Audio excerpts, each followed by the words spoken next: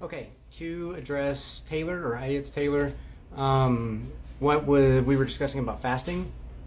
I know you're doing a food fast right now, and you said you're struggling and you're having some issues and you want some help. I'm just kind of doing a recap so everybody else kind of knows what's going on in case they want to hear this or gain anything from it.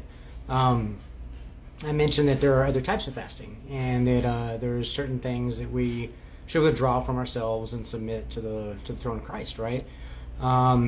So going into detail on that, a lot of people are under the assumption that there's only food fasts and that you only are able or abstain from food. And, I made it, 10 years without eating a piece of bread or whatever it is. I'm not saying that that's wrong. If you feel drawn in the spirit to abstain from bread or whatever it is for however long it is, I by no means am going to stand in the place of God and say, oh, that's not how you fast. That's what religion does, and that's not my place. But I am here to teach the different types of fasting that are in the Bible, and that it's not always about just abstaining from food, because food may not be what's separating you from God. Putting your body into a physical hunger may not be what draws you closer to God.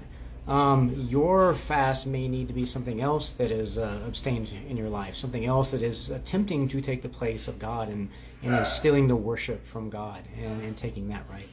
So the next video I do is going to be getting into the definitions and kind of explaining in detail. This one is just going to essentially be discussing the all around of it, right? So when it, just so you know, to go to the next video. When it comes to fasting, we are putting our flesh in submission, right?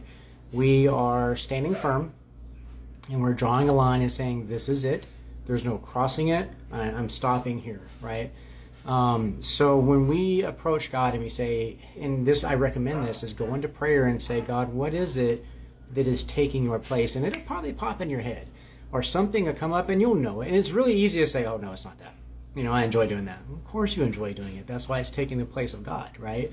It's something that's trying to stand in the place of God the same way that Lucifer did. So it could be video games. It could be food. It could be exercise. It could be that you're spending way too much time hovering over children and not just letting them be children.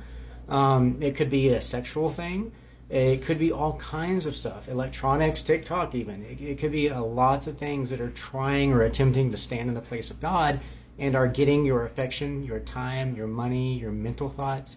If you want to know what you worship, think about all the places and what you spend your time, your money, your mental thought processes on, and your emotional charges towards.